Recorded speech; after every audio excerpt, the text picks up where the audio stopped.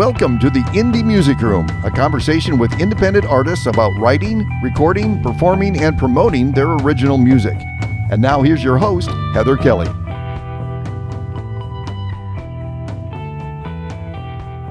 Hey everybody, you're listening to Heather Kelly with the Indie Music Room. I am super excited to announce the Artist of the Month for August. I can't believe we're already in August. The end of the summer's just sneaking right up on us. But this is fun, you guys. I don't want you, make sure you subscribe because you never want to miss one of my podcasts.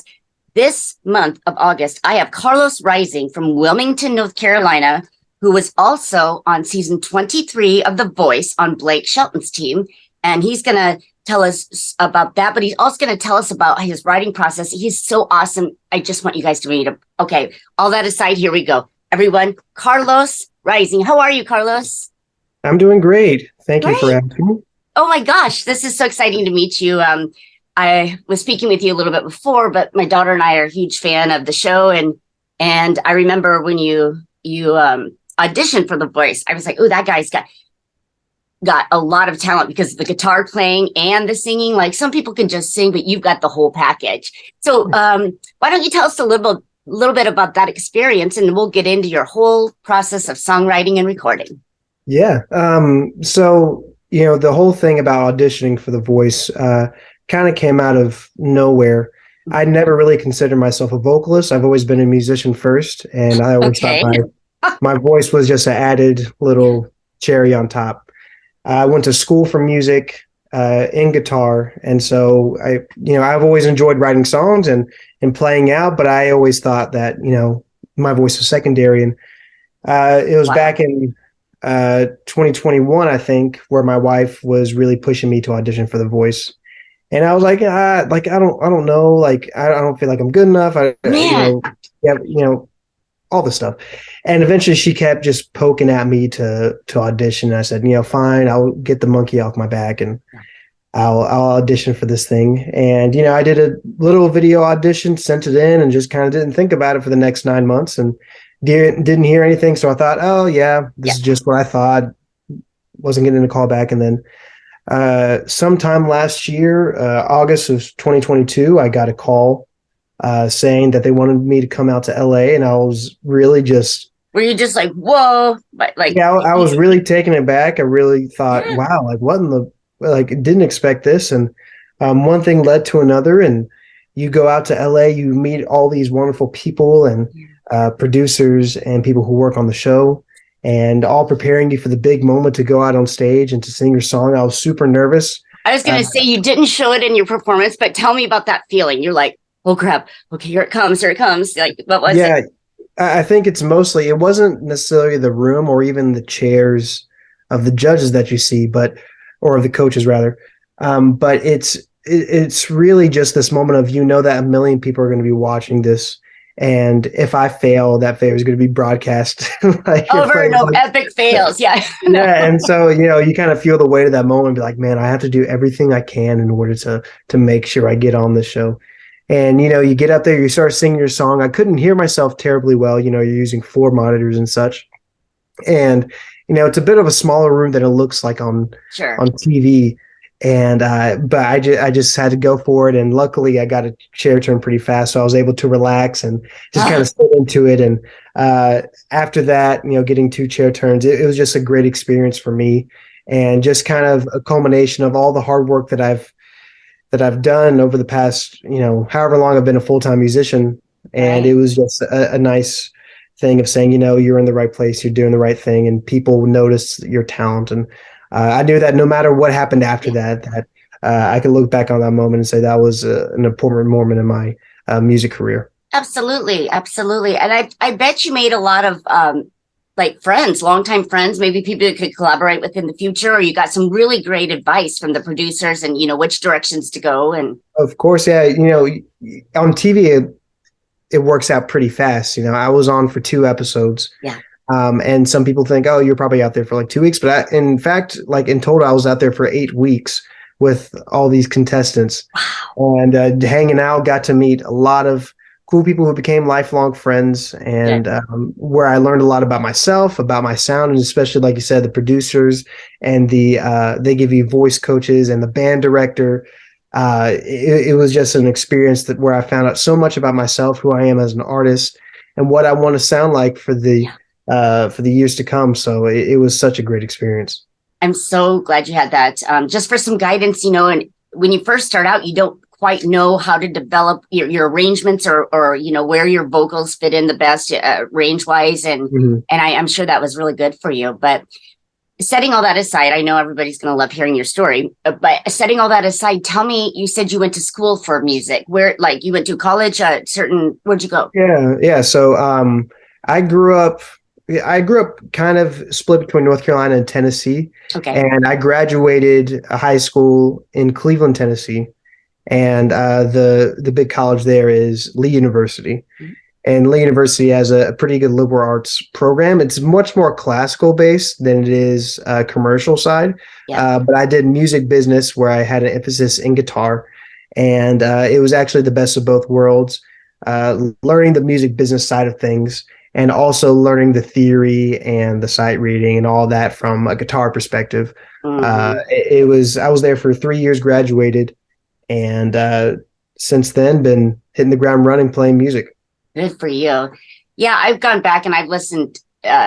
We're gonna focus on three of your single originals today, but there's other ones I've listened to that are uh, as just as great. So I want everyone to make sure they go visit your page, because the three we're sharing with them today is not all you've got. So Yeah. tell me a little bit about your writing process. So you said that you didn't think you were as much of a vocalist as you were a guitarist. I think you have an incredible, unique voice. So, I mean, when did you kind of get over that hump of like, do I play guitar? Am I a vocalist, or do I do both? Like, tell me about that. Yeah. So I do realize that I do have a unique voice, and I think growing up, you compare yourself to a lot of other people, and I never really found a comparison to my voice, Right. and so I think that's why I was kind of insecure about it. And I think that when I was in high school, I had been playing guitar for a couple of years, and I really wanted to write songs. And that was really just because I was really inspired by a lot of the people I listened to and who my parents listened to. My parents listened to a lot of James Taylor, Eric Clapton, these singer-song Billy Joel, Paul McCartney, these singer-songwriters who just really changed people's lives with their music.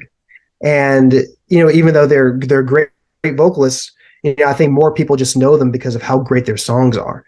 And, I really just kind of was inspired by that. And I feel like one of the reasons why my voice is unique is because, in high school, when I was supposed to be in bed, it was late at night, I'd get up in the middle of the night, have my guitar, and I play really quietly. And I developed this really sort of soft head voice, where I was able to sing and not be loud, but also like try to write these songs and try to sift through all these ideas and melodies going on in my head. And through that, I kind of crafted this voice where I'm able to still have that sort of bedroom sort of voice to Yes. how I sing. So that process really just kind of continued on through high school, through Yeah. college. I'm very much a night owl, and that kind of had to change when I got married because my wife is not. But it's definitely sitting down with a guitar and just kind of going on. I always have thoughts in my head or on my phone or in my journal, and it's just trying to write the best song that I can from what's inside. Very cool. You've got your songs are very I mean, lyrics are huge in a song, but your lyrics tend to tell a story. I really like that about your delivery and how the song plays out in the story. Also, you were talking about that quiet voice you have, like that. You can hit some high notes. Like I was kind of trying to hit your pitch up higher when you can get higher. I'm like, I don't think I can do that because I don't have a good falsetto and I'm an alto. So when you hit some of those notes, that quiet, that's beautiful. You have a really good knack at doing that. Tell me a little bit about the first song we're going to showcase today. This one has a video. I've seen the video. Love it. Simply in Love. Why don't you tell me about where that came from, where you were at when you wrote it, and your thoughts about it, and then how you recorded it? Yeah. A lot of times when you're in a relationship, your wife, partner, whoever your relationship with will ask, do you love me? Like, do you still love me? Like, it's just kind of like this little playful thing, you keep answering yes, yes, yes. And then sometimes they ask weird questions like, if I were a worm, would you still love me? And you're like, I guess, yeah, sure. And so I kind of had this idea of writing a song that would just answer all those questions, that whether they're light, cute questions or really serious questions, this would be my answer no matter what it is. And particularly, I wrote this for my wife. And sometime last year, she was diagnosed with alopecia. And, that's a disease where you start to lose all your hair. Right. And, for a woman, that's such a big thing to, start losing your hair. And, you kind of start to wonder, like, am I still the same person to my husband? Like, do they still think I'm beautiful? And, she was asking me these questions. I bet you looked at her like, absolutely. But of course. Yeah. Like that, like there was no question about it. Right. And, she got the courage to shave her head and to just to own it. And I think she's beautiful. I think she's sexy. I think she's all these things. So I really wanted to highlight that in the video and just kind of bring it full circle. And I hope that when you listen to the lyrics, you can find yourself saying this to whoever you love, whether it be a current love, a past love, a lost love, that no matter what, you're going to be always in love with them. And it's a simple answer and it's a simple application, but to be simply in love is just to be that. There's no really reason to rhyme. Like it's just who you are. It's just what you feel. And so I hope that people can see that when they listen to the song. I think that's absolutely beautiful. I saw the video, but I love to hear the story behind it. With that said, let's share with all of our fans Simply in Love.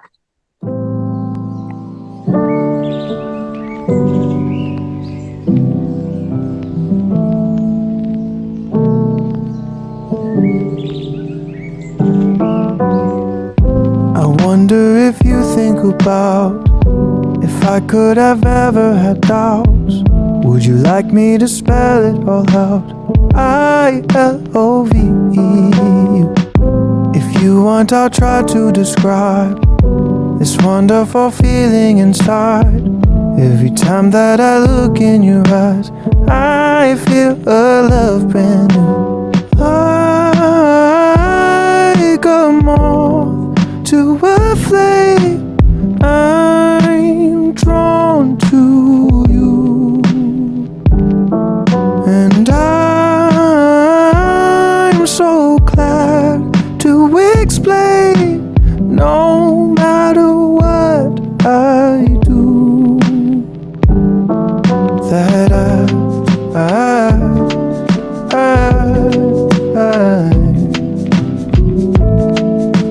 simply in love.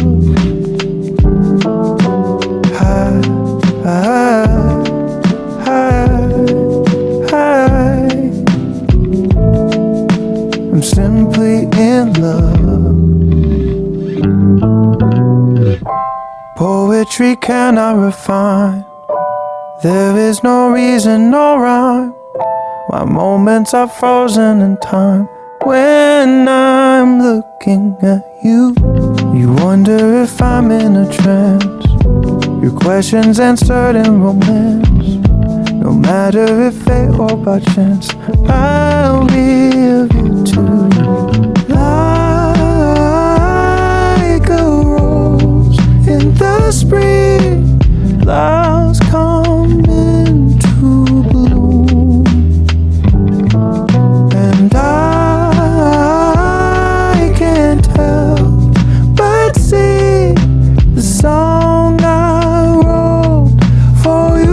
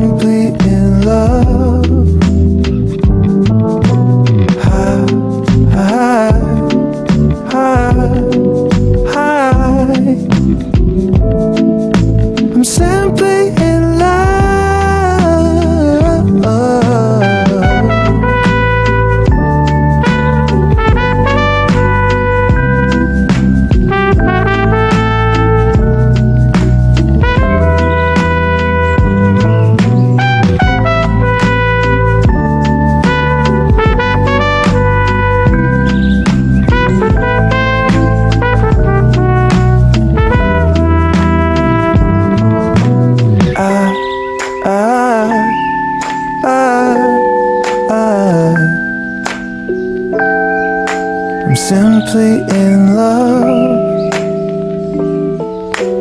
I, I,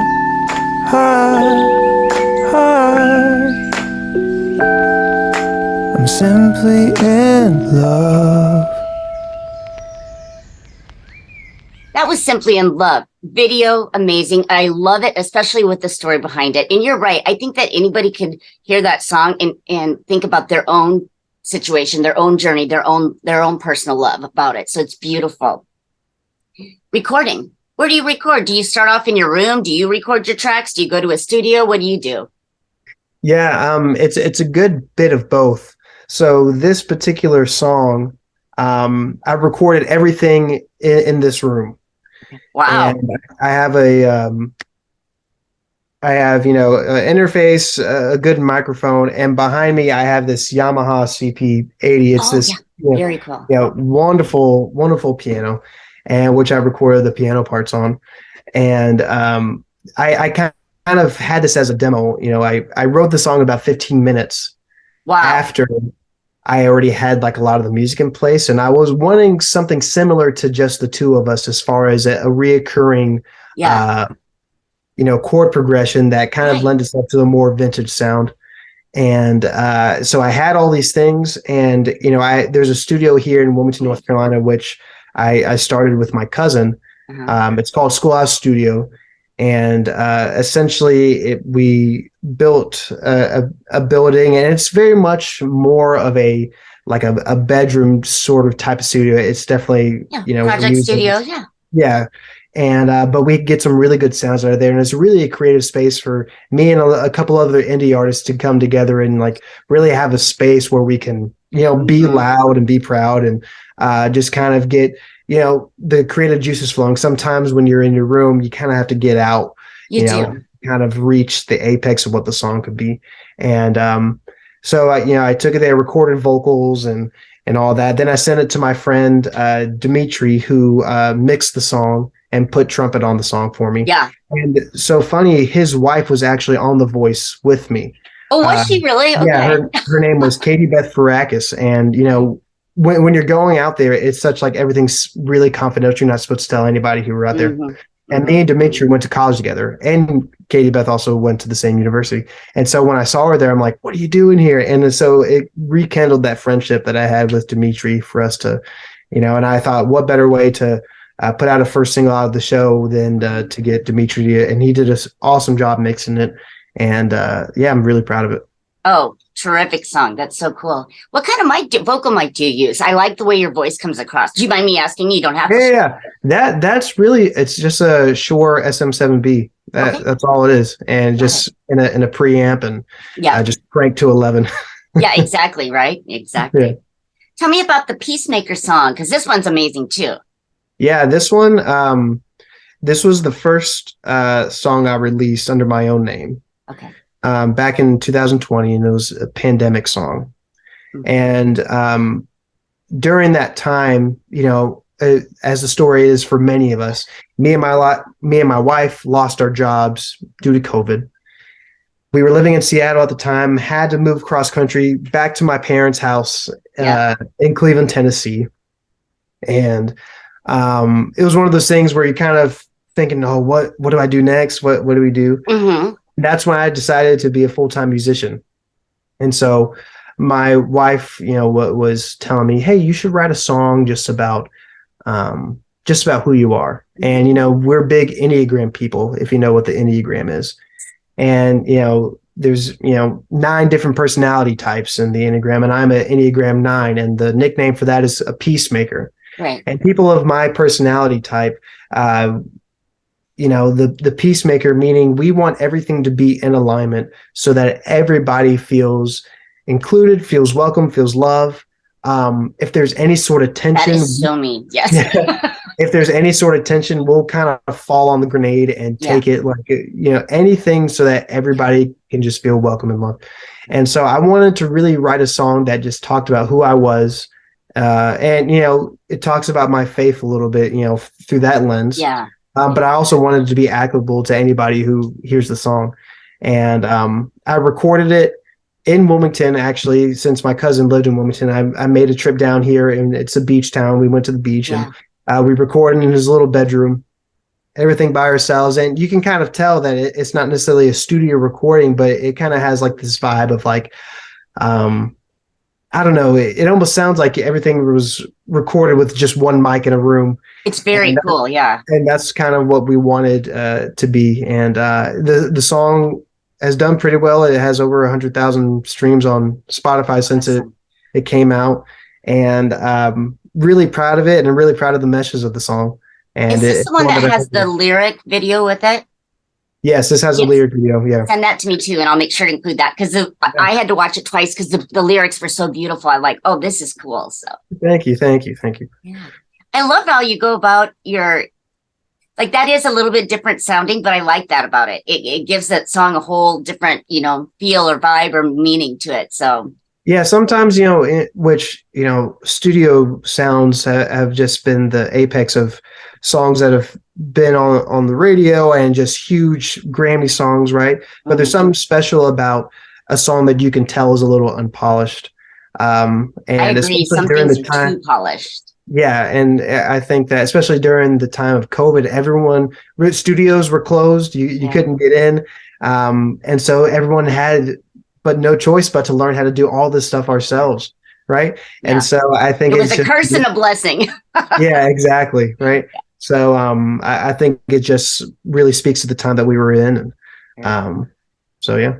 All right. With that, everyone, we're going to go ahead and take a listen to Peacemaker, and make sure you read those lyrics as they scroll across the screen because, like I said, I had to watch it twice. And the second time with the lyrics really hit home. So with that said, Peacemaker.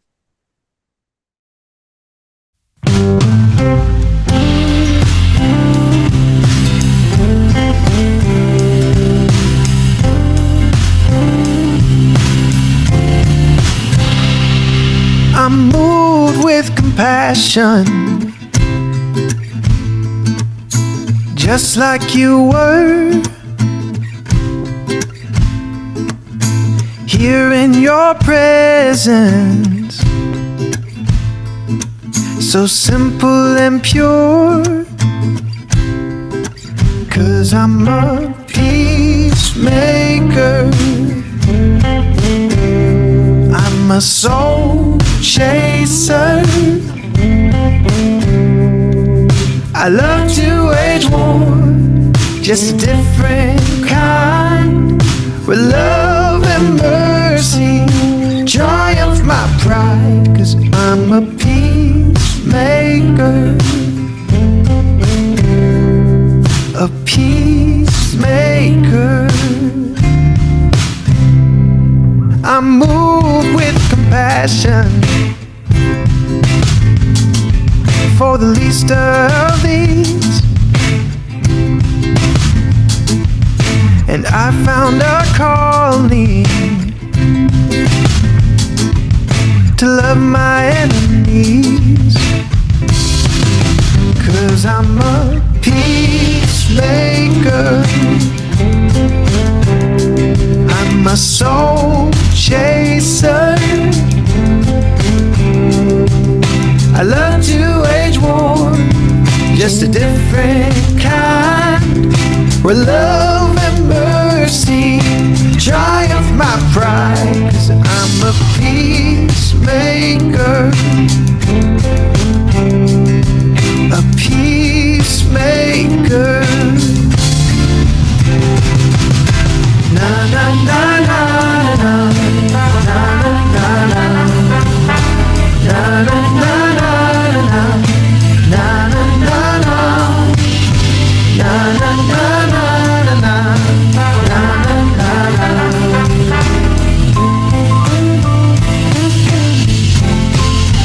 Oh, I'm a peacemaker,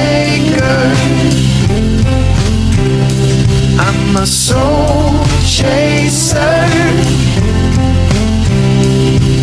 I love to wage war, just a different kind, where love and mercy triumph my pride. 'Cause I'm a peacemaker, a peacemaker. peacemaker, a peacemaker, a peacemaker.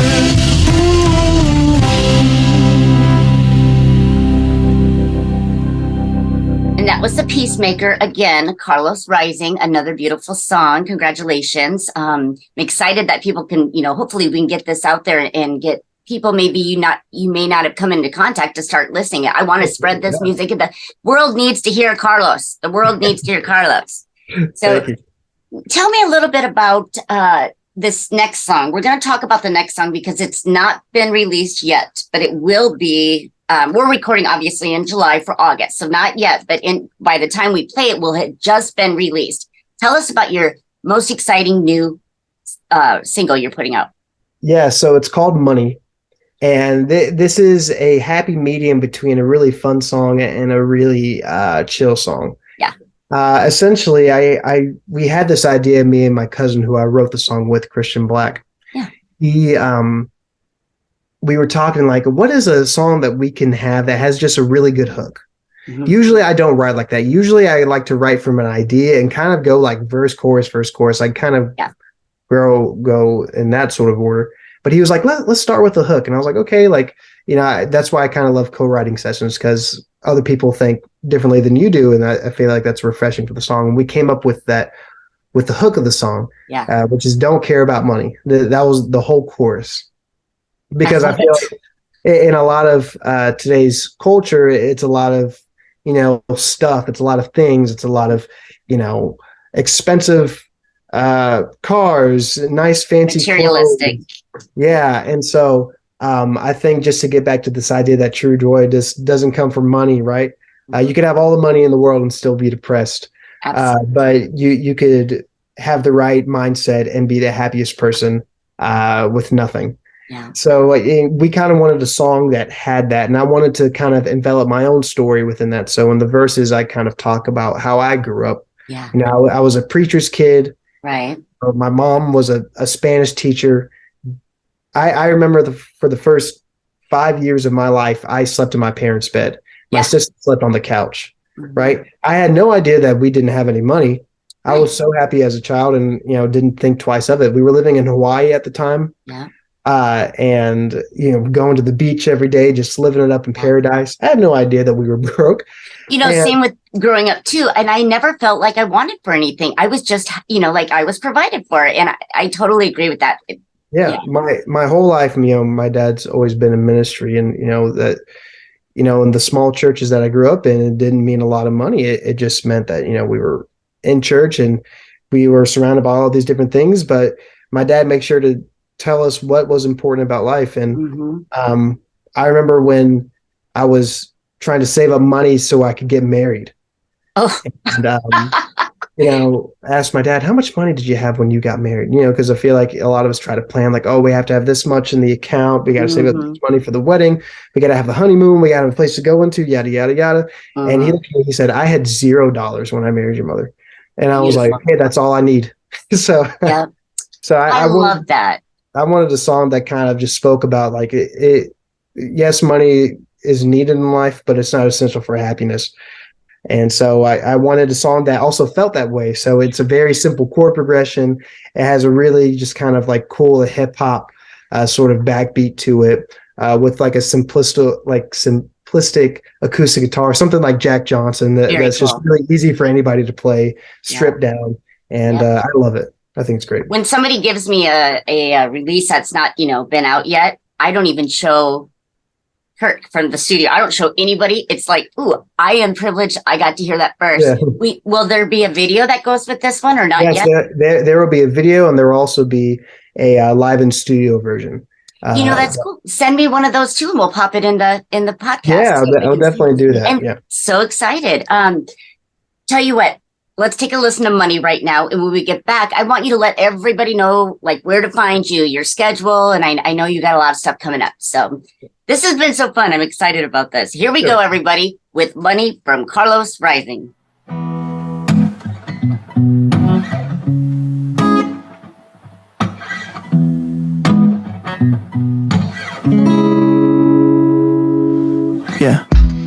Father was a faithful preacher.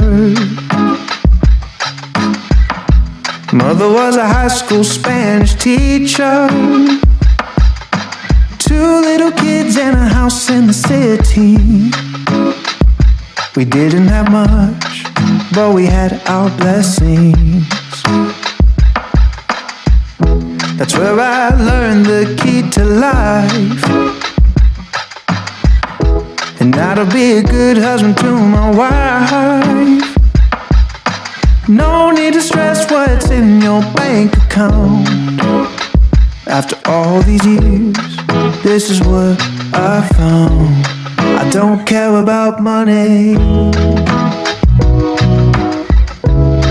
I don't care about money. I don't care about money. I don't care about money.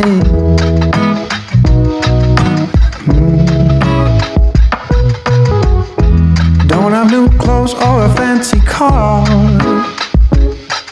No social status to give me far. I don't need much to have a good time. I only need my lady by my side. I don't care about money. I don't care about money. I don't care about money. I don't care about money.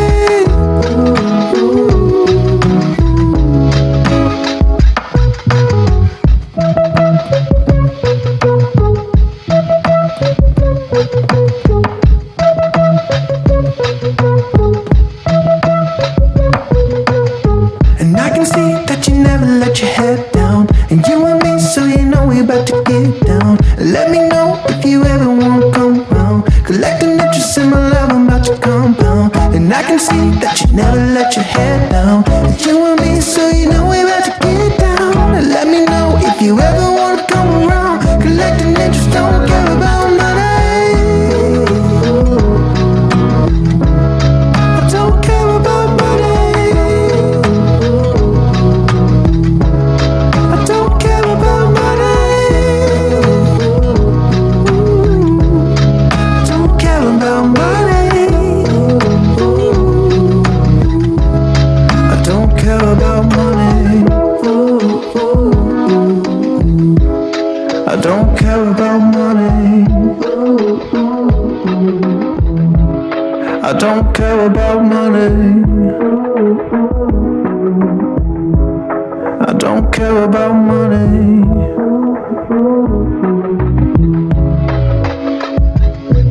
Yeah.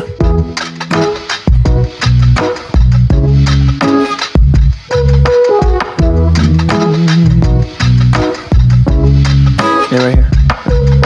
I really, really, really don't care. I really, really, really don't care.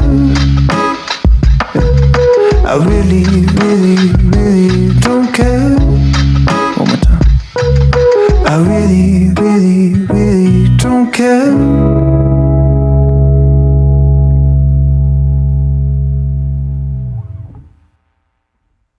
All right, people, that was money. And I think from the conversation we had, everybody can understand money doesn't mean everything. And you nailed this perfectly. You're right. Fun, good vibe. It's good. I mean, I got exactly what you said. You got your point across. And I could see this one going up the charts. I really could. Oh, thank you. I hope it does. Again, the world needs to hear Carlos more. So that's what we're going to do. Why don't you fill everybody in, like your website, your social media links, and tell us about your upcoming tour schedule. Yeah. So I have quite a bit of shows that are in the works. The ones that are happening closest to when this comes out are actually going to be in September. I'm doing a tour through Tennessee. So I'll be going back to my hometown of Cleveland, Tennessee. I'll be in Chattanooga. I'll be in Nashville. Nice. I'll be in Savannah, Tennessee. Going to finish up down in Atlanta and then make my way back up through South Carolina, North Carolina. and do all these. And it's going to be really fun. It's going to be a mix. I'm going to be full band. Some places it's going to be more coffee shop vibes, and some other just acoustic. I'll be teaming up with some artists, friends of mine from the show, from The Voice. Yeah. And so it's going to be really fun. So just stay tuned on my website where I'm going to be announcing all this stuff, carlosrising.com. I'm also most active on Instagram. Okay. My username is also Carlos Rising. I'll be posting all my tour updates there, live performances that are here either locally in Wilmington or across the state of North Carolina or whatever state that I'm going to be in. Right. Also, sometime in 2024, I'm going to do a cross-country tour. Yay! Make sure Iowa's a stop. You can come to the studio and I'll host you. Oh, would love to. I'll be going through Iowa. I'll be going basically across country all the way to California and then back. It's going to be a really fun time. And like I said, YouTube, I'm on YouTube, Carlos Rising, Twitter, Carlos Rising. And you have merch. I was checking out your merch today, so I'm going to have to get myself a t-shirt. Yeah, I have merch on my website that you can order. So make sure to just follow me on all those things. And absolutely. Yeah. I love this. This has been my privilege having you on. Super exciting. I think that you have a lot going on for you, and I'm excited to follow you and see what goes on. Make sure everybody, you hit subscribe to his page so you can always get his updates, as well as mine, the Indie Music Room. Carlos, with that said, I hope with any future releases or any updates you ever want to have, you get in touch with me and we'll do this again. Yeah, I'll send it your way. Thank you for having me so much. Very well. All right, take care, and I appreciate it. And everybody else, we'll see you in September. You've been listening to the Indie Music Room with Heather Kelly. Be sure to listen every Saturday and Sunday right here on FortDodgeRadio.com and subscribe for all our past and upcoming shows. The Indie Music Room is a production of FortDodgeRadio.com.